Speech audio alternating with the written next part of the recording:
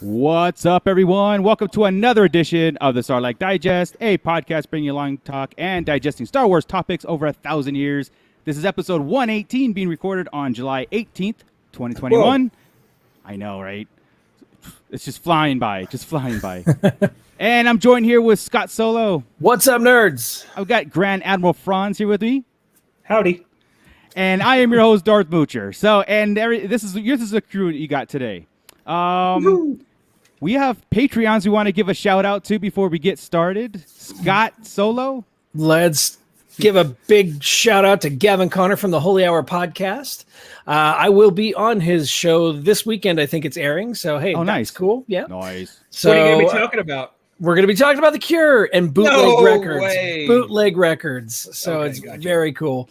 Then we've got Donald Sulsky, Don and Brady of the Escape podcast on the Red 5 Network. Awesome. We've got Crystal Lamphere. We've got Brandon and Anya Epler and AJ from the Forbidden Panel. So thank you to all of our Patreons. We really, really appreciate you guys. Awesome. Thank you so much. And everybody that's being digested in the pit, we've got a crew in there too. So who's in there being digested? Gulp. We've got Gordon. We've got Santo 1414, Mando Mike, Douglas Tupper. He's in there too. Gavin Connor. He's in there, and Treebeard's Toybot. Treebeard's in there, and not talking, but my father-in-law Don's probably in there too. Awesome. And anybody who's sitting in there, join in the chat room and say hi to everybody. They don't bite much, Not much. Just Mando Mike might a little bit. Maybe. It's cool. We're all used to it. So, yeah, guys. So we've got Star Wars to talk about, right? We've got the Bad Batch. We want to give a little bit of an update. Yeah, I mean, it wasn't really a Bad Batch episode. No, but what it was amazing. It was a Clone Wars / Rebels. It was. I think it was a little appreciative too. I don't know. It felt refreshing. I liked it. Yeah, we're going to give you guys an update on High Republic stuff. No, we're not going to go too deep into that. We're just going to Good, because we can't. Right, yeah. Yeah. Or do we want to, too? I do. I just can't. I know. And, of course, we have some things we want to talk about Pulsecon exclusives. Some interesting things coming out. So I know that the collectors in the chat or in our pit are going to be interested in talking about that, too. So as we kind of get into, I guess, the second half of this year where things are going to really start heating up for Star Wars, right? Literally. It's very hot out there. Oh, yeah. That was no pun intended, but damn. It feels like Tatooine right now. Yeah. Of course, we got Visions down the line. We got Book of Fett down the line. Oh, did we talk about Visions last week? Yes. I don't remember. Okay. Yes, we did. Yeah. Sorry, I was asleep last week. Don't mind me. So much Star Wars talk during the week. You don't know what it was on the show or not. Yeah, right. I know. I don't know if it's in our personal chat or in here. Yeah. Right. Well, and also to give everybody a kind of update on our channel too. We do a Beyond the Pit talk. We do this once a week. Or it's dropping once a week, and we talk about everything that's not Star Wars. There's Star Wars, there's everything else, and then that's the Everything Else series. So we dropped an Indiana Jones version. That was planned. That was a planned one. Yeah. We dropped. We talked about Loki. That was also planned, and then we just dropped the one last week. Where we spun a wheel of randomness, which was a lot of fun. Yeah. So the next few are going to be random topics, but they're so much fun because again, how we get together all the time, even in our personal lives, or if it's in a Star Wars movie, even after we do the Star Wars podcast, we're talking about other things that are going on in pop culture, and it's fun to kind of extend that. So if you're interested, check that out. Please give it a like and a follow and everything. I know you guys will have fun with it. I know we do. So, let's get into the Bad Batch. So episode, I think it's 11. 11. Yes. Yeah. Devil's Deal. Devil's Deal. A kind of a weird detour from the Bad Batch storyline, which again we kind of like preluded to it. It was a little bit more of a refreshing episode to me. How it started on Ryloth, because we know again doing those titles, we know we're going to go back to Ryloth, but it's just like we said, right? Are we going to see a young Hera, or is she going to meet a young Kanan? But yes, we got a young Hera. I don't know about the Kanan, but I knew we'd see a young Hera. That was which was like, I was just like, hell yeah, this is awesome, right? The minute I saw a little sensor scope pop up, I'm like, oh, Chopper! I didn't even consider Chopper. No? No, not me neither. beforehand. I hadn't considered Chopper being there, and I'm like, Yeah. oh, how neat. Yeah. No, Because I didn't notice. I don't know if he's in the family picture. Now that I think about it, now that you said that, is he in the I have to look at that. when Thrawn's at her family home? I gotta and look there's at that. The stained glass. I wonder if Chop's in it. That'd be Wouldn't that be awesome. great? And we missed it. Oh And yeah, then they never talked about Chopper being heard like droids, like yeah. Anakin. Because what did I say in chat? I'm like, oh my god, Chopper's a Syndulla, family droid. You Yeah. know, it's like Yeah. that. Those are the kind of revelations I like too, right? Yeah. Anakin built 3PO, and all that stuff, and then Chopper is Hera's droid. I know it feels like it makes everything smaller, but it doesn't. To It me. does. I dig this. I like it. It makes Yeah. sense because what did it say? Douglas Tupper said this episode was a prequel to the Rebels. Of course, Yeah. yes. Absolutely. Here's I think it was important for Ryloth. It wasn't so much important for Hera. Hera just happens to be a Twi'lek, right? It's important to settle what's going on with Ryloth because Twi'leks are pretty prevalent in the Star Wars universe, right? Yeah. Huge. If slavery was outlawed, how do we get back into slavery and having the Twi'leks, at Jabba's palace, things like that, all sorts of things, Right. This kind of explains it that they're going back that way. By the time we get to, and I know we talked in the chat and I was trying to do a video about it, right?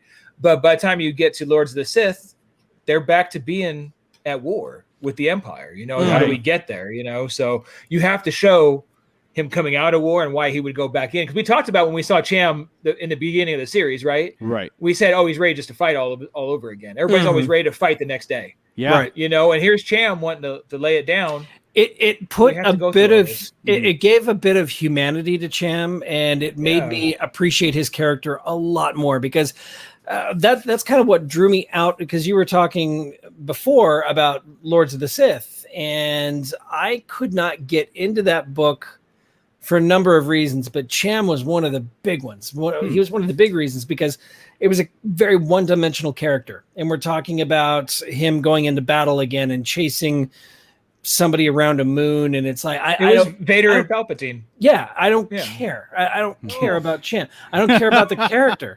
So See, and I did that book helped. That book helped me because by the end I was like, okay, I get all this. They have a mention of Hera, so you get that feeling of the family, right? He's lost his wife, so I mean, spoiler alert, she might make it through this episode of this series, but she dies eventually, right? And in the war, you get a human side of Cham in that book, and especially by the end. So that helped because in Clone Wars and in Rebels, I hate Cham. Cham's a waste. And completely 100% agree. And to me, with Lords of the Sith, it was just more of that same thing. It was more Cham, and I'm like, I don't care about the character. And Gobi, and Gobi, the blue one, and Gobi, book, pretty good. Yeah. But this made me care about him because you started to see humanity. You could see the exhaustion of years of war that was weighing on him, and the people are looking to him, and he just wants to go live a life. He wants to put that responsibility on the proper people. He wants to let the senator go ahead, Orn Frita, go ahead and take the reins here, but the people are calling to him because they trust him. Right. And you could see it in the way that the way they drew his shoulders, just slumping down like, oh, right, God, right. Well, and then he got his wife pulling the opposite direction, which is going to be, like I said, she's going with her brother, right? Yeah, like she's like, she's fighting. She's pushing Hera, fighting. She's going to be fighting again, and that could be her downfall, and it puts Cham right back into this war, or all that stuff. So kind of did, but yeah. Now, to answer your question, I just checked Hera's family portrait, and no, Chopper is not in that portrait. Okay. That would have been a huge miss. How we would have missed that, right? Yeah. So Gordon Scalzi said it's crazy to watch the Empire side under the false guise of peace. Absolutely. Yeah. Like I said, that's the important part. That's what we have to see. That's why this isn't a filler or a mistake. That's the important part about this episode. After episode 3, after Emperor Palpatine announced the Galactic Empire, we're going to make this the Galactic Empire, and half the Senate was roaring in applause, and half the Senate was like, "Oh my God, what's going on?" Right? This helps, just like Clone Wars helps that transition of Order 66 going forward. This helps that the Empire is there, or like we were the clones. Now we are the oppressing, getting tighter and tighter and tighter, and it's showing this way. I love this. This is the. We went through a separatist planet last episode. Now we're at a Republic planet this episode, and how it's both being strangled right at this point. Yeah. Now dig this. The clones are still. They showed some humanity in this one, right? Specifically, Hauser. Hauser was not Yeah. not wanting to get Hera in trouble, being cool, talking like you thought they were all brainwashed at this point and just straight, not thinking anymore, automatons, right? No, here he is with some free will, choosing not to put somebody in trouble because it's not affecting Order 66. Right. So, do we think that's the case, or do we think that his chip isn't working properly? No, I think me personally, I think it's like Chris said. The clones, if they saw a Jedi, they'd turn on a dime and go after him. And any other clone that was disobeying orders. Now this comes to civilization. Yeah, but she's not a grunt either. She's disobeying the rules. So, and he's like trying to see. I looked to Wrecker. Well, he didn't stop Wrecker, anything too. Yeah. Whenever Wrecker was getting his chip removed and his chip went haywire, and started going after everybody there. Right. It was all good soldiers. I think there was no humanity. Yeah, you're right. Good soldiers follow orders. He was around everybody he loved. Right. And he was after all of them. This dude, Hauser, is in the same thing. He's around all these people he loves, being the Syndulla Maybe family. another reason, right? They're going to come and use him as example, too. Look, these chips have to be zapped like Crosshair. Well, actually, the good soldiers follow orders thing is a good call because you know what? It's actually the only time you hear that is when somebody's having a malfunction. You never hear that from a healthy soldier. Right. Yeah, right? He was. Yeah, you're right. Hauser was kind of odd to me. Like at first, I'm like, he's just too nice at this point to be a commanding clone, right? And kind of having like, but they're citizens. Like he had like a voice of reason, where the past ones were like, yeah, you want me to shoot him? Where? In the face, in the chest? Where do you want me to do? Right? So it was a little more of a humanity coming back to the clones. The only one that didn't malfunction was Rex, but he was kind of making it malfunction because he's Rex, right? Rex he said it, but that's because he was fighting it. And it was the chip was kind of like saying it to him. It's almost like the chip's talking when they do that, right? It's the program. It's the program. Fighting it. Yeah. And so the malfunction would make it do that. Didn't Jesse say that though too? Whenever he was going up against Ahsoka, and I don't remember. I don't know if he said it in a I'm brainwashed way or good soldiers follow orders, like matter of fact type thing. It's the difference in the way these guys are saying it. It's very mechanical. Yeah, when absolutely. they do say it. So, like you said, it's not them; it's the chip.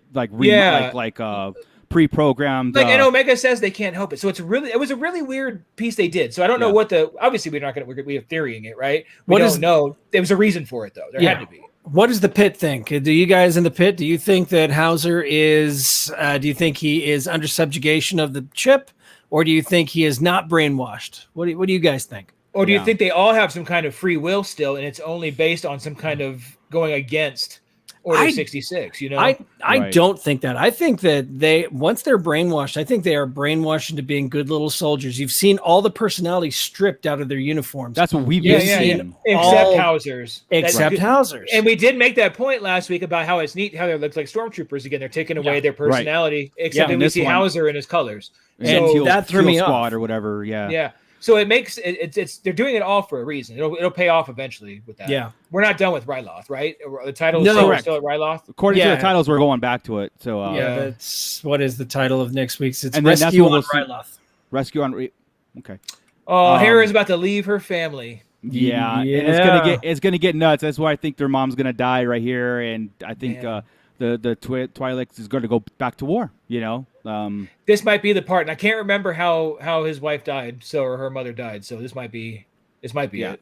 It makes sense as it'll solidify Hera's movement going towards the rebel side, and it'll solidify Cham's the fight spirit. Mm-hmm. It'll solidify things. Which was go ahead. Oh, I was gonna say now there's a canon issue in this story too. Yeah, with that same book in Lords of the Sith. Because Lords of the Sith, well, we don't know yet, right? Okay, right. Because Orn Free obviously looks like he bites it right there, right? I mean, he got shot in the temple, but he's alive and well in the book. Lords of he's a big part of it. They're using him. Nobody has any respect for the jackass, by the way. Nobody at all. Okay, right. And Lords of the Sith takes place 5 years after this. Gotcha. So he's alive for another 5 years, and so we had a senator. So unless he's still alive, because Scott mentioned something in the chat. Mm-hmm. Right. That you could see his hand move. Yeah, right. But it So could I just watched. been movement from the cart being pushed. But I mean, I agree, but that's really detailed for an animated That piece, right? and also Yeah. the dialogue too, right? Yeah. yeah, I mean, for the attempt on. They arrested them for the attempt on his life. Now, Right. is that because they had a gun to him and that's the attempt on his life, or because he got shot and he lived and they're just going to blame him for that shot? Yeah. It's really hard to tell because I would think they're doing things on purpose, right? On that, when he's on that flatbed, they could have easily put a blanket over him, Yeah. right, Yeah. and made it a simple animation and moved him off, showing he's dead. Yeah. But by showing him not covered and that hand move a little bit, it leaves it open, and that wording.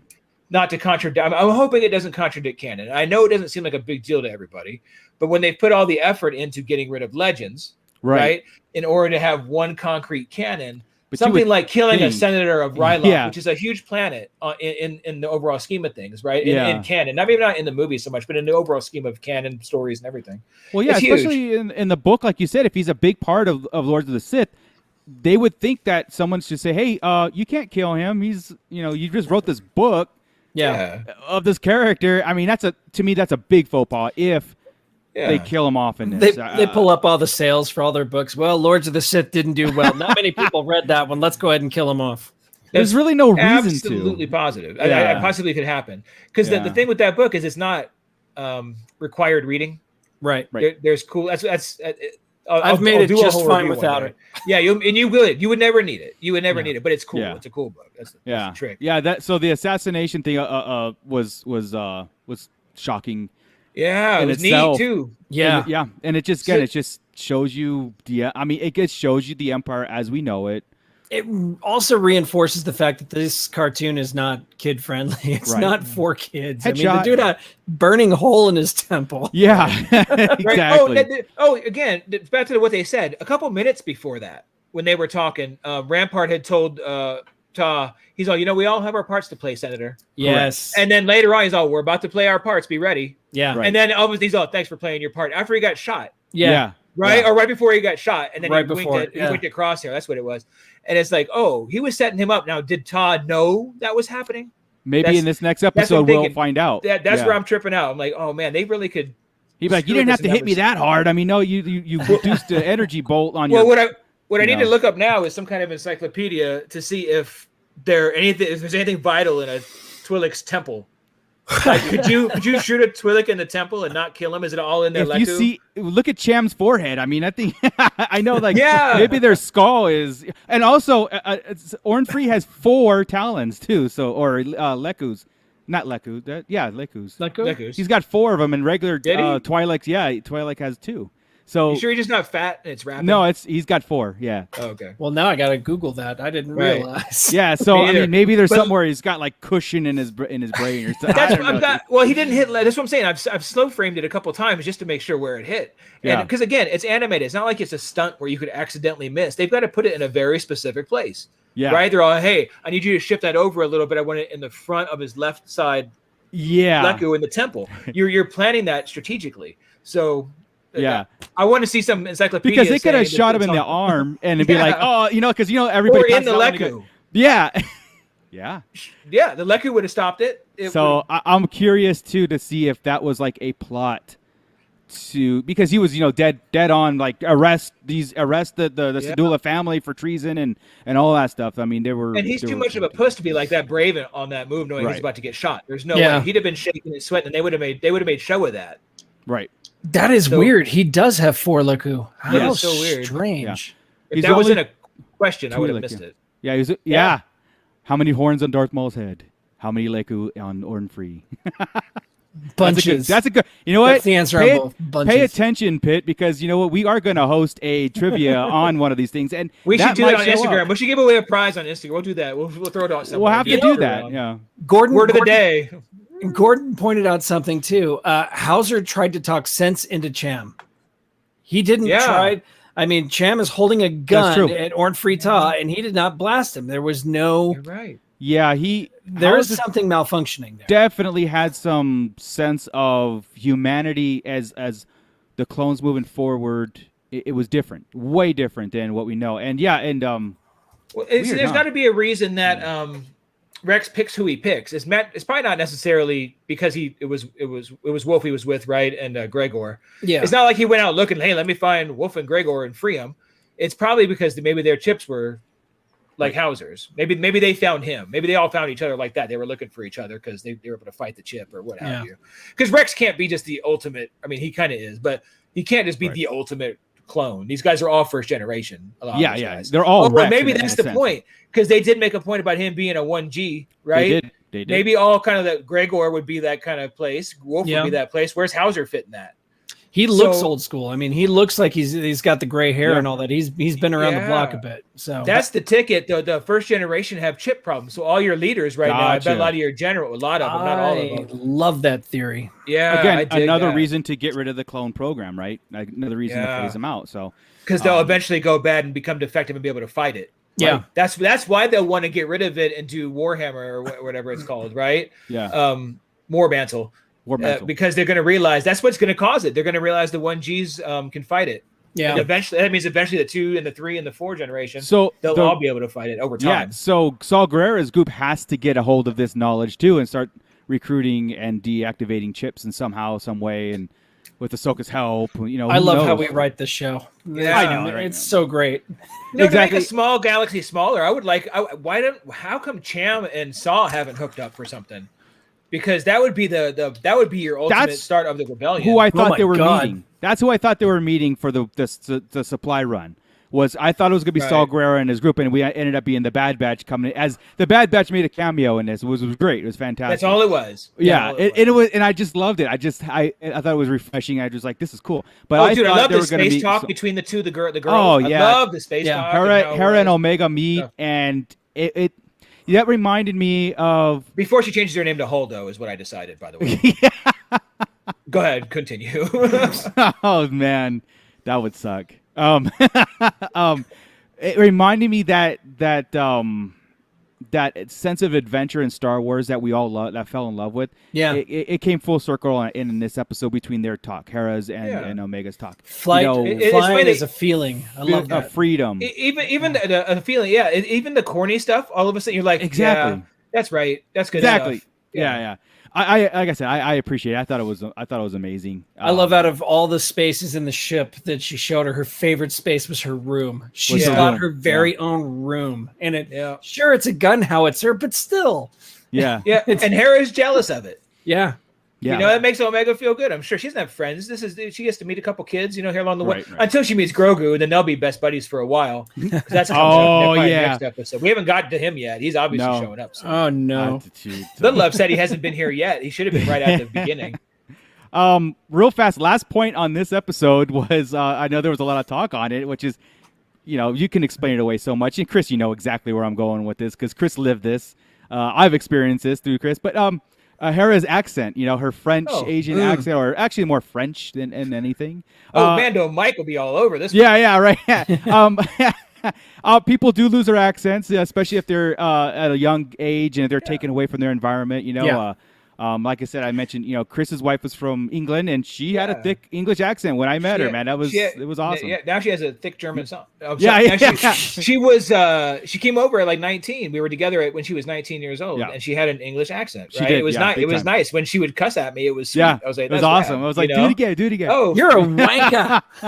No, there's a flat out F off was awesome. It was neat. All right, but once you got Americanized, it became back to that, right? Yeah. So. You can't even tell, right? I mean, every once in a while it'll slip in, but you can't even tell. Well, usually after she speaks with her family in England or we go there, then all of a sudden it's back for a minute, right? It'll pop in here or there. You'll hear somebody say the boot of the car or some junk like that. Right. And you're like, oh, you're British, but that's it. But you lose it. But the thing is with Hera, she had lost it. She had lost it. We had already figured that out because we had heard her French/Ryalothian/Twi'lek accent in Rebels anyway. When she was the slave girl with Thrawn, and I believe it came out when she was talking to Cham, right? Yes. Didn't she use her regular accent then? So we heard it twice in Rebels. In moments of stress, which makes sense. In moments of stress, especially with people that because there's a whole study of dialects, and if you try and force a dialect out in moments of stress, your original dialect will come out in times of stress. What an amazing attention to detail that is, huh? Sense. Yeah. And I love that they paid that close attention to it in Rebels and how they made that happen. It's a good topic though, because you got to think about, okay, how many alien accents can you really make, right? There's only without so many them sounding offensive. Right. So you kind of buy almost every character in every medium is built on some kind of other accent, and especially Star Wars. I mean, Lucas got the Neimoidians, right? I mean, Neimoidians and the Gungans. He got all sorts of problems for that, but it's kind of how it just works, because in the books they do the same thing with it's taking a familiar accent. It's not, to me, it's not supposed to be an offensive thing, but it's like, I know this accent and it fits as this. We recognize it, you know what I mean? Yeah. Sometimes it's offensive. I mean, Watto is a little offensive sometimes. You know, you got all these guys that it could be. It's neat. Jedi, I like it. What do you know? I love it. Yeah, and same thing. I thought that was. Yeah. I'm fine with their accent. Yeah. Did you guys? But I'll tell you what. When you jump into High Republic, I'll get into accents in a minute. Well, but it was noticeable though. First thing I was like, wait a second, Harris doesn't have an accent in Rebels. You know what I mean? Like the very first thing. Yeah. Did you guys notice the Y-wing that was crash landed in their family estate? No. In the Syndulla family estate. It's the Y-wing that they rescued Chopper out of during the Clone Wars. Oh, the wrecked ship is still there on their family estate. So that's awesome. Yeah. Oh, I love that. Go back and check it out. I will. Yeah. I will pay more attention to detail. I watched it 3 times, but only once close, and that's kind of the first episode of The Bad Batch I've watched twice in one day. I mean, I absolutely loved it. It was good. I did too. Yeah. Because it put in the other two favorite our show. Well, it's Rebels. I love Rebels. So yeah. I'm actually rewatching Rebels as we speak. I'm on season 2, like halfway. Just like the first 3 or 4 episodes of season 1. It's like, I don't know about this. And then it's like, boom. Yeah. I guess I've been putting that on 2 or 3 episodes a night, just kind of going through things and glorious. Just pick it up. It's awesome. It's awesome. It's become nostalgic now. It really has. It's be like, So. It hits all those notes that the original trilogy hit, but yet still having those callbacks to the Clone Wars and the prequels and all that. It's a perfect blending of the two together. Absolutely is. So all right, let's speaking of High Republic, when Chris brought it up. So where the hell are we in this time? Where the hell we were at the beginning of this year when High Republic was launched phase 1. We all 3 of us had the books. We got them. We read them. We talked about them. We talked to the authors. We talked to we had interviews. I mean, go back and check them out. Awesome. And Scott was doing the comic books. I think Chris was doing the comic books and catching everybody up on speed. And then, like, after that, we knew that it was coming in phases.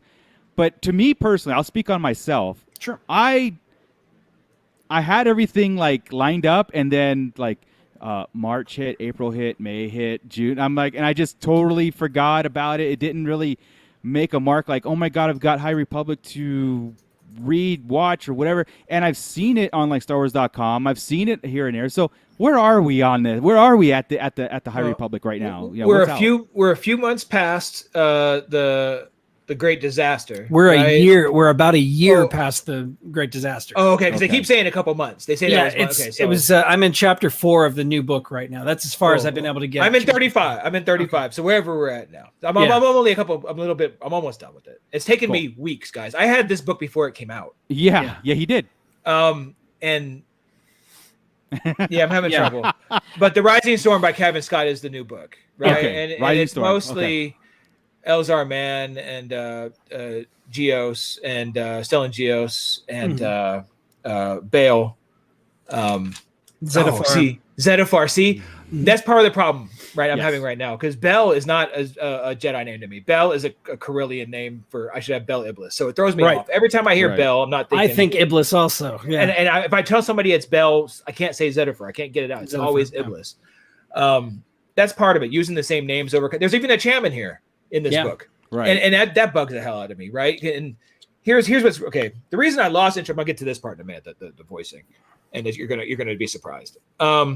The reason I lost it, and I think Scott had kind of the similar experiences. We were ordering the comics and they just weren't coming through, and over time everything else started coming. I started getting into other things, and I just didn't get back into it. And they honestly weren't grabbing me like to make it go get it. Yeah, our local comic shop stopped doing pull lists, so I can't get pull lists anymore. I've got to literally log on to their website once a week and go hunting for comics, where instead of just having my comics ready for me to pay for and go pick up or whatever. But Line Breakers decided we're done with pull lists. And so they single-handedly, after almost 40 years of reading comics, I no longer get comics because there's no pull lists anymore. Right. And now, yes, people, we can get them digitally. We're not dumb, but I don't want to spend money digitally and then buy the graphic novel, which I would. Right. I don't mind buying comics and having those copies and a graphic novel, but I wouldn't do it digitally and do it. Right. I want to have hard copies. Sorry. So now you and I'm only 4 chapters into this novel, and I'm enjoying it. I really am enjoying it. I'm not finding the time or making the time to sit down and listen to it, because I am listening to it on audio. Yeah, part of it's me. I couldn't get into the reading. I read probably the first 10 or 12 chapters, and then I was like, I just didn't have. That was partially time, and it usually is time for me, right? So I commuted a few days almost on purpose just to be able to listen, and then I listened. And the problem I'm having with the audio, Scott, and this you guys are gonna be surprised, is it's. I think we should have had somebody besides Mark doing it. Yeah. Because the voices are too similar to everything else. I've got Obi-Wan in here. I've got Anakin in here. I've got just about every character we can imagine has a part in here, and they're not those people. Right. I don't want to hear Bell Zettifar sound like Anakin, because all I'm thinking is I'm in the Clone War era. Right. Yeah. And no fault to Mark. He's just not all. He's done so much now. You can only do so much with your voice.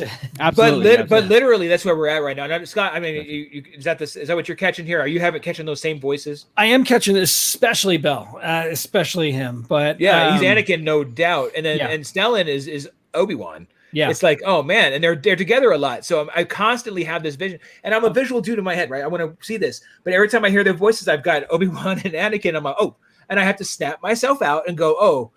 This is Stellan, flying Jedi starfighters, as Obi-Wan and Anakin do as wingmen. And even when they're going through some darkness in this book, because I'll tell you what, there's some good stuff later. There's some really, really good stuff in the second half of this book. Okay, excellent stuff. It's a lot of darkness and a lot of dealing with Jedi emotions they're not supposed to have, and cool. It's good getting towards the end. We talked about that in chat, and I'm telling you, what's the Elzar Man? Elzar Man, and what's the female, head of the Starlight Beacon? What's her name? Avar Chris. Avar Chris. That's the whole point. I forgot everything I read. There's too many of them. Yes, you're right. Elzar Man he's in love with Avar Chris, and it's right there in the prelude. You open the book up, and the prelude is about his love for her. So he goes to the Ashla, the moon, the light side moon of Tython, which is all awesome, which is great, and to try and purge himself of those feelings, and it's not working. And I'm just thinking to myself, this dude's going to the dark side. This dude's either going to go to the dark side, or we think he's going to go to the dark side. He's going to get eaten by one of them plant creatures. There's some really good stuff with the Drengir. There's some really good stuff. I mean, I'm getting it. The second half is much better than the first. I was having a much harder problem with the first. In the second half, I'm kind of into it because now things are happening. Yeah. But after the fair, it's one of those things. Once you get to the fair they're talking about, and then you get past the fair, now you're like, okay, now we can move on with our life. It seems like these books are very event oriented. It's like, okay, we're building up to the opening of Starlight Beacon. Okay, now we're building up to this fair. Okay, who cares? You know, it's funny. Right. It's funny how we talk about this stuff, and I can see how the chat is blowing up because of how much they love the High Republic. Oh, I know. So I mean, it comes to said a word, and it comes to a dead halt, and we're not the only ones as far as like I think the interest is weird. It's like I don't dislike it. It's just taking me more effort. It's taking me more effort than I want, because I'll tell you what, when Thrawn when Lesser Evil comes out, it'll be done in 3 days. Yeah. It won't be a problem, and that's where I get to when I'm into something, right? Most of these books, Last Shot, Claudia Grace, but they're all done fast. We fly. I think with this kind of project that they're doing, I think it's lacking a support flagship property, like an animated series. Acolyte first. We need something to go off of, and then. because they built this up to be big, like Shadows of the Empire, but they didn't go big like Shadows of the Empire. There's no toys, there's no video game, there's music, there's nothing behind it that's driving. Like I said, we're involved because we like to consume the extended canon, I guess, if you will, of Star Wars, and it's exciting. Like I said, there are some cool things in this. Yeah. But if us three are the only ones talking about it, like I said, I could see how, and we're not like I said, our chat and us, we're not the only ones. I see it across the board through other people who are talking about it. They're just not talking about High Republic as much as. You know what part of it, too, and I hate to do this part to get a little, the High Republic is a very, I don't want to say it itself is political, Star Wars is, right? Yeah. But it really pulls in two different sets of people. And when you're online, this is probably why I've been absent so much since High Republic came out, since the last bit, because it's very ever polarizing subject, right? Right. And no matter which page you go on about High Republic, people are complaining about it, and I don't, and in a bad way. It's a political thing on Twitter, and I get tired of it, and I think that's why partially that wears me out too. It happens in Star Wars, don't get me wrong, regular Star Wars, but not as much. And High Republic seems to be a real, like it was a dumping ground for us. Like, hey, let's put this out there, let everybody go fight over High Republic for a while, and I think we'll deal with everything else. Yeah, and I think that was the sentiment right before anything launched. Anyway, I think it was said to be having all this social stuff and everything, and these commentations or commentaries on it beforehand, before one book was published. So a lot of people were like, "I'm not even touching it." Yeah, they all made up their minds before getting into it. Yeah, so it's ridiculous, and I just get tired of seeing it, and that takes away the joy of reading them too. So and no fault on anybody, because I don't think this book is probably well written. I couldn't get into it. It's not my characters. It's very well written. It sucked me in the prelude. I was in, and I'm every time I get in my car now, I'm listening to a chapter or something. Yeah. It's just my problem. Yeah. Well, my main problem with the High Republic, again, I pretty much read everything but you guys told me about the comics. I didn't read it. I didn't have somebody to follow. Like, it's hard to pick a character and follow their story moving on. Like, Old Republic has Rev, and Old Trilogy has Luke and Vader, and we have Rey in the sequels. I just find it hard to grasp onto something for me to keep interest going phase 2 to phase 3. Now that can change if I really delve into it. You know what I mean? Now this book might be the one to do it. Yeah. Okay. I think so. We'll see. But I was also pretty into Claudia Gray. Yeah. So it's. Yeah, and Mando, Mike, your comment is spot on as why we do this too. It's like we read it so you don't have to kind of deal. But I do see a very isolated interest in the High Republic moving forward. It was actually pretty high at the beginning. Yeah, so it was popping. They were all top sellers. I haven't seen all the hype about this one, right? About Rising Storm. I haven't seen the #1 bestseller list. I haven't noticed all that like I did last time. Last time everything was popping. Yeah. Right. Well, I tell you, the comics dropped off big time because the main High Republic title, it was 5 issues long, and then they took a 2-month break, and in that 2-month break, no more comics from the shop. So, and the other series, the one that's unfortunately written by Daniel Jose Older, is not good. I mean, in just to nail it down there, it's just not enjoyable. It's hard to follow. Well, the artwork is not. He didn't follow up on Buckets of Blood. I'm sorry. That's a letdown. Yeah, that was. And here's the deal. We we're all hitting a hard U-turn right here, or at least a sharp left. Yeah. Right. Because we were really into this and I really didn't have a bad thing to say besides it was kind of jumbled. But as time goes on and you're trying to get back into it, it's like, okay, maybe there's a problem because normal Star Wars universe, anything else, I don't have to get revved up for it. Right. I know when I don't like something, right? Alphabet Squadron, I don't like. I've never been Aftermath. You need to read the whole trilogy before you like the first book. You have to do it at least. Yes, absolutely. Yeah. So I mean, there are things, but High Republic, I don't know, man. I don't know. Well, just like Michael Gutierrez just commented, there is a show coming that's supposed to do the tail end of it called The Acolyte, which is a dark side driven series, right? And It might have hurt, like I said, in my opinion, it might have hurt having something at the tail end of their phase 1, 2, and 3 books and comics, and then kick off.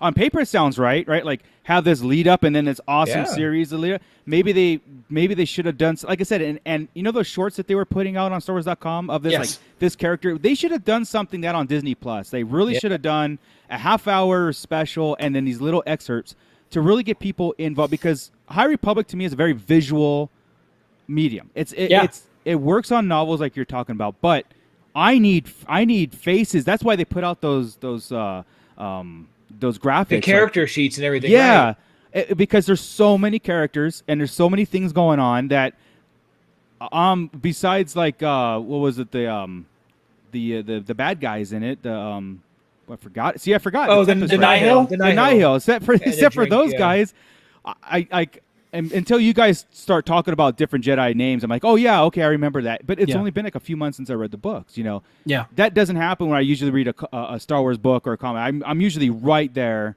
You remember names like Marcion Rowe and Elzar. Oh yeah, Man, so I know now. Like as you bring up, I start to remember, and so I think it's suffering a little bit in waning interest, and I'm hoping that I don't think the public's going to catch up to what they're planning. Maybe when Acolyte comes out, I'm sure that's going to change the world, but people are just going to know that.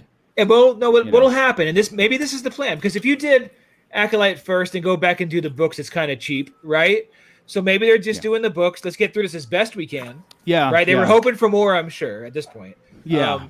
It's but all set up. Maybe it's there. Maybe it's just our lens, right? It could be. It could be. That's why I said I see it happening, but yeah.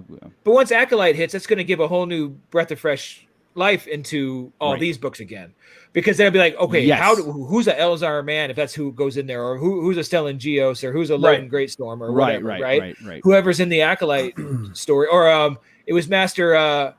Oh man, what's the one that Yoda said was very sad in Dooku? Master. Oh geez, she's in here. It's the name. I can't remember. Yeah, she's in this book. Well, at least the name is. Okay. That pisses me off. But you're right. You're right. It's the only reason why I was like I'm interested in catching up and remaining trying to repeat is that same fact is when the Acolyte comes out or other things that reference it, I want to be ahead of the curve and be like, I remember that event. I know that event. I know this stuff. We talk about it. We talk about it in here. We digest it really good. Instead of trying to be like searching frantically when something happens and you're like, that's one of the main goals. Like why we tell people all the times, like delve into the books. There's a lot of them. I know that, but there's things there. There's things there. But yeah. Tell you what, if I would have had a pop and a figure of each one of these Jedi, it would have been a lot easier to do. A lot easier, man. I'm telling you. Right there, man. Right there with you. And that's, like I said about the Shadows of the Empire. Shadows is not my favorite novel, but I bought into it hook, line, and sinker. The marketing behind it was amazing. Yeah. And I got all the figures, and I got the soundtrack, and I got the game, and I got the comic book, and everything. I bought the book. I bought everything because they promoted it, and it wasn't just a a little video on StarWars.com to hype it up, man. Right. It had momentum. It had follow through, Then again, it also wasn't 5 or 6 books long. It was one book and, a comic to tie into it. So I don't know if they could have kept that kind of the momentum I wanted. I don't know if they would be able to keep up with. They would have had to do that with each release, and that would have been tough, right? They would have had to do that back in January or February of this year, right at launch. I mean, they did a video, and it was on Disney Plus for like 5 minutes, right? The announcement, but it had Disney Plus. It had its own High Republic thing, not a tail end. Now we can always go back and check. They should have some kind of reference library in Disney Plus. They for the absolutely series. should do that. Yes. Yeah. I'm telling you, all those little shorts should be on Disney Plus. They listen to us, right? I mean, hey guys, they have to. put a reference library in Disney Plus. It'll help. Republic. It can't hurt. That hard, right? It can't hurt. And since it is so book driven, since it's such novel and comic driven, have an exclusive figure that pops up exclusively to comic shops, exclusively to Barnes and Noble, Amazon. Have figures that are available that you can get. I would love to get an Elzar Man figure. Give me Geode. And send 6 copies to your press people. Yeah. Correct. 6 figures each. Yeah. That's it. So we can give them out, spread the word on your project. Yeah. So I can put it on my shelf behind me. Yeah. I feel we've we can done spread the so word, much too. for the High Republic as far as like We getting did that the word first out round. there. We did the first round. We've been but the bad thing this is, time, dude. But it wasn't enough. Not the first. This is the third round. This is our third book already. You're right. And the first two books, we were. You're right. I mean, well, I'm saying it wasn't enough to. It was amazing. Yeah, it was. It still is. It still is my. Yeah. Again, it was just like, I don't know, hindsight probably, but you know which one I'm looking forward to is Kevin Scott's next one because he's doing another audio play like Dooku. Oh, okay. With a full cast. I'm really looking forward to that. That was fun. Yeah. Is it a High Republic? Yeah. Okay. There's another one by oh my god, I lost the other author's name. Jennifer Ireland, right? Justine Ireland. Justine Ireland. Yeah. There's another one by her that just came out too. I think one did Crash. The Crash Point Tower just came out, and isn't that Daniel Jose Older? I'm not even near these books because I couldn't even handle the first, and I feel bad now. I'm like really. I got to catch up. I'm gonna do it because I haven't given it a shot. That's not fair for me to do. Right? I got it. I got to do it. But this is me choking down some asparagus, dude. I don't. I love asparagus. And I love asparagus. It makes my pee smell. Ew. That's why I love it. But anyway, weird. But yeah, I'm with you guys. Like I said, I wanted to revisit a little bit and see where we're at as far as like what is the book that's out right now. So Rising Storm, you said, right? Rising Storm. Check it out. It's on our raving reviews. It's good. It is good. But the second half, I'm catching it. The second half, I'm all in, right? Yeah. But that first half just wasn't doing it for me, dude. Yeah, twice. Gordon, we're trying, man. We really are trying. I think Scott and Chris are really doing the real work here because I fell off and now I'm just looking to them like, hey, have you guys read it? What's it about? What's fun? Scott and I argue enough about things, right, where we don't agree on everything, but we're pretty on the nose on this one where it just something's amiss. Yeah. Well, it's a good book, but the whole High Republic as a whole. Yeah. I just feel bad because I feel like Daniel Jose is like a friend of the show, and I'm sitting here going, "Hey, man, the comic just it's not enjoyable, man." Oh man, you brought it back up again. We were just gonna brush over it and let it go. Like maybe he missed it, but I appreciate it though. I mean, like if it's not grasping you, it's not grasping you. It's not, and and we'll try his next piece. It's not like I'm done with Daniel Jose. Oh no, of course not. Yeah. But it's not Last Shot. It's not, So no, it's not Born in a Storm either. No, it's not. It's still one of my favorite stories. Yeah, out of all the stories. All right, cool. We'll definitely revisit it as more things happen in it, and I'm sure that Chris is going to have some solo videos on that later on. Yeah. Oh, dude, I tried TikTok. TikTok. Okay, so I did a TikTok on. Oh, here it is. I did a TikTok on Lords of the Sith. Nice. I attempted to. I don't know how to use TikTok, and I got frustrated, and I don't get frustrated a lot anymore. And Scott would just have to help you. Yeah, I've become a pro. I understand now that I can't be an adult about it.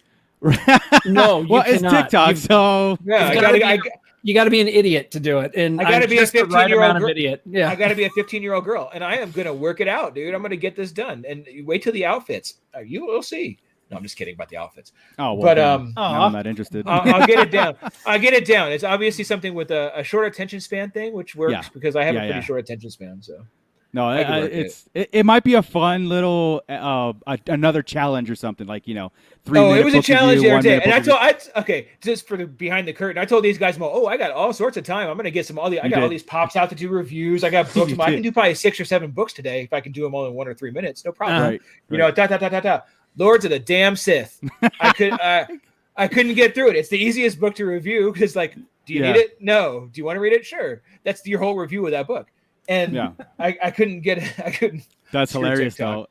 And in the meantime, I've done 7 or 8 1-minute action figure reviews, editing them all together, and they're done within like a 2-hour span. So Scott's better about choosing his words wisely. I blow hot air. I'm sitting there like this with the camera in front of me, and I'm going, "Hey, what's up there, Scott?" Nope. Damn it! And I don't know how many times I have to refilm something because I'm catching myself saying all the time. And that's the problem. I'm used to ripping. When I was doing Hot Topic, right, I would just rip, and it's one cut. So me having to think of what to say and then cut things and do it in a jump cut, I'm like, well, no, I just rip. I can't. I don't know if TikTok's not the place for a 1-minute rip video, is it? I don't know. Well, we'll talk about it offline. Why am I talking about it right now? Yeah, exactly. We're on the air. Shit. Exactly. So One of the you brought up action figures as far as promo, right? So I want to bring up action figure talk. Again, I know some people. Do we have a transition? Do we have a transition? For action figures? Did I make one for action figures? Toy reviews or something? It's too late now. We transition. No, it's not. No, it's not. The only one I have. Somebody's going to transition. Yeah, right. The only one I have. Yeah, the only one I have is.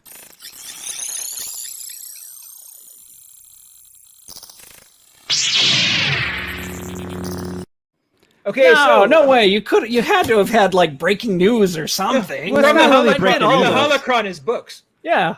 Okay. I had. This is not really breaking news. This is like exclusives, right? So I need one that says exclusives. Toy Daria. I need that Toy Daria logo. Yeah, Toy Daria. Yeah, that's what I need to do. I'll work on that. Has or Pulsecon is later this year. Yeah. So everybody in the chat, I'm sure, like all you collectors here, now perk up because we're gonna talk some things here. Let's do this. Get your lotion and your Cheetos, man. Let's get ready to roll. Yeah, exactly. So what we have here is the 6-inch Cantina set. It comes with the set plus Pondo, Dr. Evanson, and is that's a resculpted Obi-Wan, I believe. It looks a lot cleaner than the other one. I mean, it's a good looking Obi-Wan. It is good looking. Yeah. Yeah. Luke Skywalker. Luke Skywalker does come with it. He's behind the bar, cowering. I'm kidding. Don't put out false information. There's only three of them. Hey guys, does Ponda Baba's arm come off? It looks like his arm is off. It does. It does. Yeah. Yes. Hey guys, guess how much this is? Dumb. That's dumb. Is how much? $107. Get out of town. $104.99. Thank you. 104. Hey, where did they get that $4.99? What is that? What made it not $99? I did a breakdown for Chris on this. And here you go. Okay, anytime you've got a figure exclusive, you're looking at $25 a figure. Right. Anytime they're no longer $19.99, they're $25. So you got three figures there that's $75. Then you've got a modular set piece behind that is another $25, and you're paying an extra $5 for the premium of having it on Pulsecon. Okay. I was actually okay with $30 for the set. If you would have said $30 even without the packaging crap, because the packaging drives me nuts at anybody, because I open it and tear it and don't care. Oh yeah. But the $30 for the set makes sense almost. I kind of get it, right? But when you did that, it calmed me down on the $105. Yeah. But well, it's still stupid. From what I hear from Yakface, and I'll give Yakface credit, he is saying that the figures are going to be individually released. Mm-hmm. All right. So you will, but the Cantina set, I think, is what the exclusive for the bar is going to be. Yeah. And I'm going to get it because of that, and because I've been wanting, or everybody has, wanting more accessories, more dioramas from Hasbro, right? More aliens too. Or aliens in here. We knew we were going to get these two figures in here because it was leaked that we were going to do it. So this is a good start. I appreciate it. I think now we talked about HasLab Black Series being the Cantina set. I think this might negate that, or in addition to. I don't know. They're not going to make you do that and then buy this. No way. I think we could check mark Cantina set off the list on that. Yes. As a play set. Is it just me or growing up we always had the Ponda Baba figure, right? Yeah. Right. Does it the last couple of years? Do you realize that he's uglier than we thought he was? Yeah, like you had that. Like when you watch him, like ever since Rogue One, I've had to go back and look, and I'm like, you know what? That guy was really ugly, and I didn't give him enough credit for his ugliness this whole time. Not until Rogue One. Right, because that figure is very just a clean old generic kind of figure, right? It's just the old figure. But when you look back at A New Hope, he's a really ugly character. He is. And everybody makes comments about the size of Ponda Baba's head, and it is huge in the. It is massive. Just look at Rogue One. It looks even bigger in Rogue One. It's massive. Right. Well, you think so, but then you go back and look at A New Hope, and you're like, oh, it's legit. It is. It is. I don't know how it took Rogue One to notice it. He does come with the alternate hands. Some of them look like cups almost, and the other one's this blaster holding hands too. So gotcha. Neat. That's interesting. I like it. I dig this. The next one I don't dig so much, and there's a major reason why. First off, we get our Marshmallow Emperor. But anyway, this is the Vintage Collection 3 3/4, right? This is why I hate soft goods. And 3 3/4, I'm sure, Scott, you're a 3/4 collector, so is Mando am. Mike. I'm sure that the 6-inch does a lot better because of you get a lot more material to work with. But look at your Marshmallow Emperor here. I mean, this is now I know that there's He's not even sitting flat in that seat. There's no way. Like, he's so the far out. sculpt is actually really good, like you point out. His face sculpt is great. Yeah. This now look at your backdrop. Look at your quote unquote diorama of the window. Garbage. This is supposed to be your throne room and exclusive. And okay, it's guys, a cereal box toy. that is we cut it off our Lucky Charms and behind it and glued it to A 3D printed piece of plastic. exactly. So Yeah. I myself, as a 3D printer, as a maker of sort, I am very disappointed. I'm not getting because I don't collect this anyway, but I'm disappointed in the lack of vision for something like this.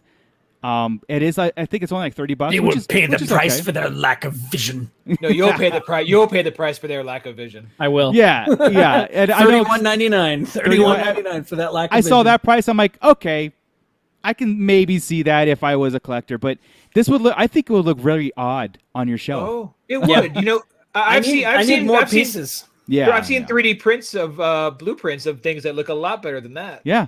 Uh-huh. Yeah, Nudge, wink, wink. I'm not ready to reveal anything that I'm working on yet, but I mean, I would.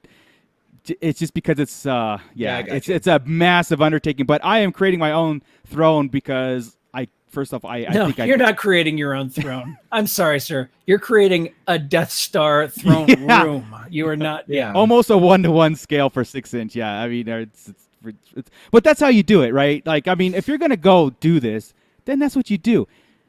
I don't know. Yeah, this looks like something that should be a mail away or something. Yeah, that's exactly what it reminds me of. Is when we got the mailer stuff, and it would come like the anniversary things, right? The Vader, and the plastic piece you would put them on and cardboard behind it, and it's just it's tacky.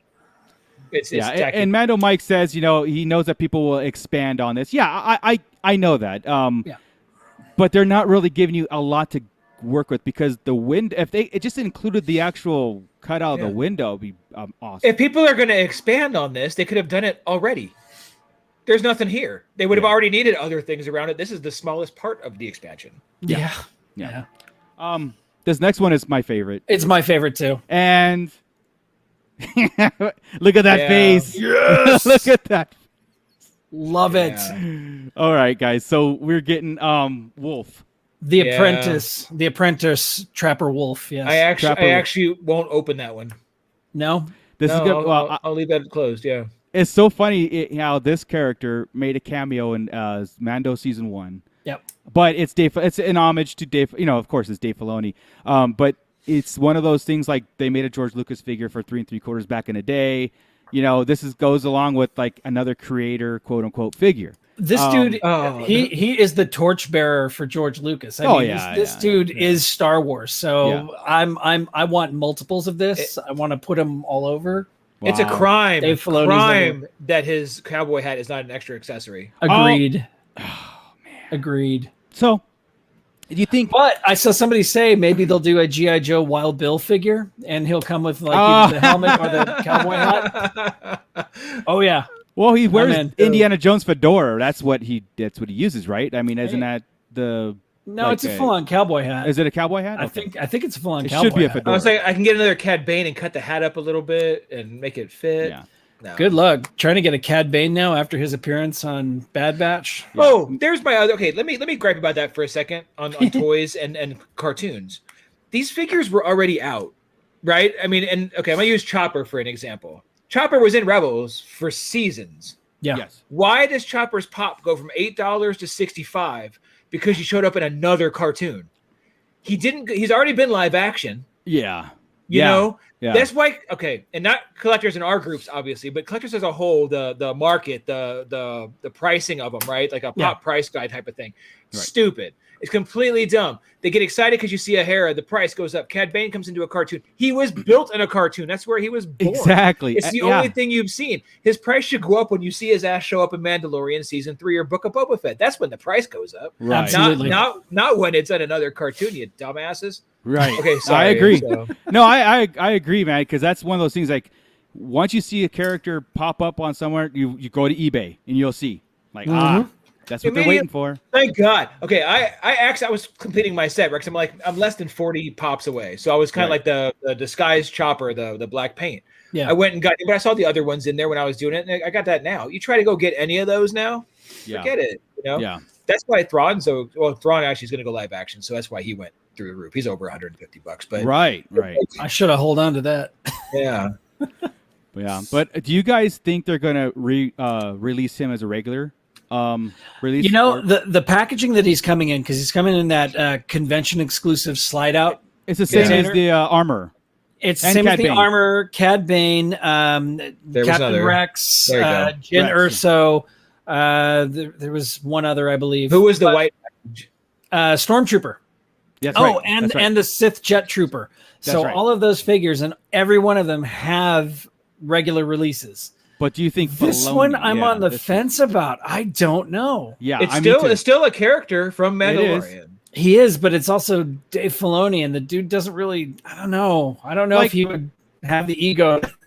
Like for example, if they released a George Lucas figure, I don't think it would be it would be a convention release, and I personally don't think it'll be a retail. It's time now, though. Shouldn't they? Okay, they did this to Filoni. We don't have a 6-inch Lucas from we don't. The Sith. No, it's time for that release too. I go with this. Agree, absolutely agree. Yeah, man. Yeah. But dude, that face sculpt is spot on, dude. That is the greatest. And I'm gonna pose him just like that, right there, helmet in hand, helmet off, and. You figure that's because they have firsthand access to Filoni and of course, that's what it is. They're like, hey, Dave, come over here. my internet is acting up. I can tell I'm frozen, so I don't know if I'm moving. We or can if hear I'm just you. frozen. Yeah. You're jumpy a little bit. You're fine. Okay. You're fine. But your audio's coming in pretty good. So okay, good. But yeah, so I mean, I forgot how much is this figure going to be? Is it $40? This figure is $29.99. Oh, okay, cool. Totally $30. Done. Yeah. So easy. Pulsecon is later this fall, so I'm sure that we'll keep everybody up to date once we figure out, get more information. So I'm sure it's gonna be one per customer too. So yeah, that's a no-brainer.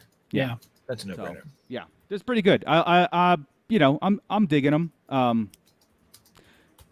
Conventions. These are the ones that should be exclusives, I think. Yeah, I agree. Not a common character everybody wants. Something random like that is cool.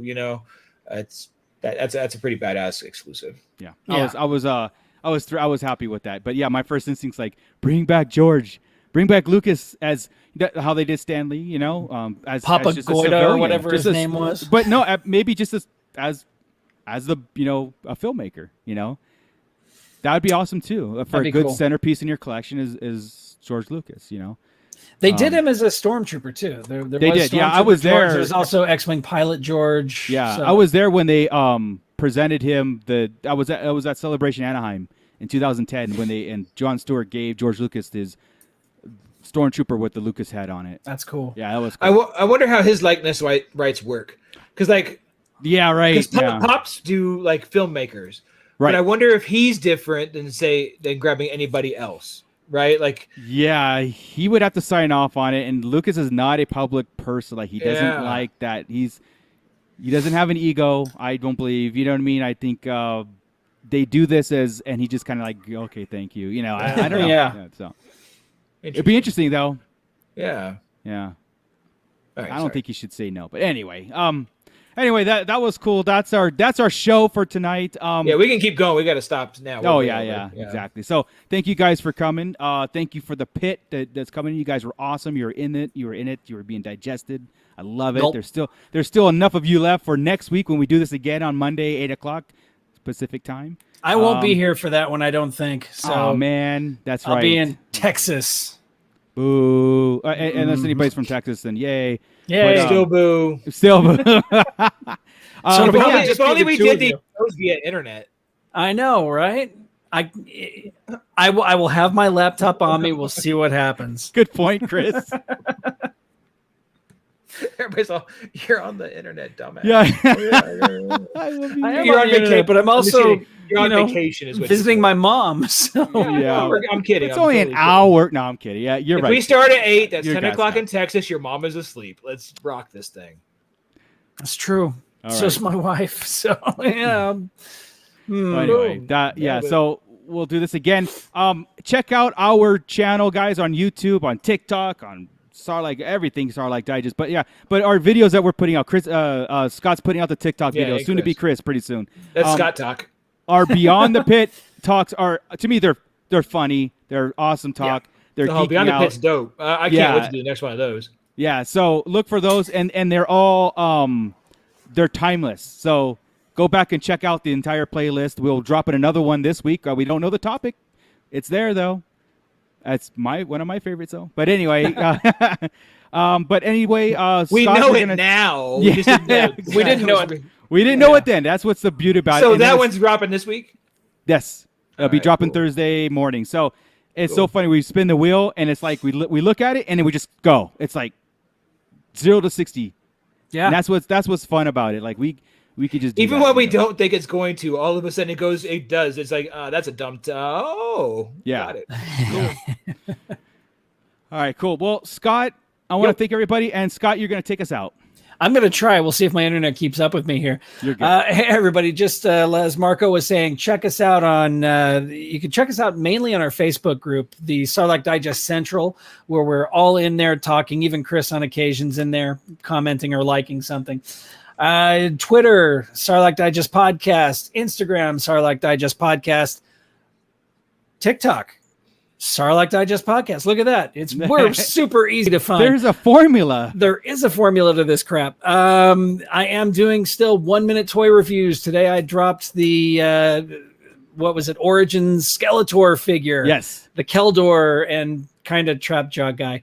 So yeah, check out TikTok. The day after I drop them on YouTube, so you can get caught up on YouTube too if you don't want to follow over. If you don't want to join the dark side on TikTok. I don't blame you. Congrats. Yeah. Right? Don't do it. Anyway, you can also find Bootleg Joe, Bootleg 760 on Instagram. Yeah, that's the one. And Fallen Fat Ernie on with the Toy Migos and They're Not Dolls show. And we're on the Raw Live Unedited Network, and we're on the Red 5 Network. I'm done. And you can catch Mike at work. And you can catch Mike driving a bulldozer. Exactly. So with that, everybody, Keep it nerdy. Oh, wow.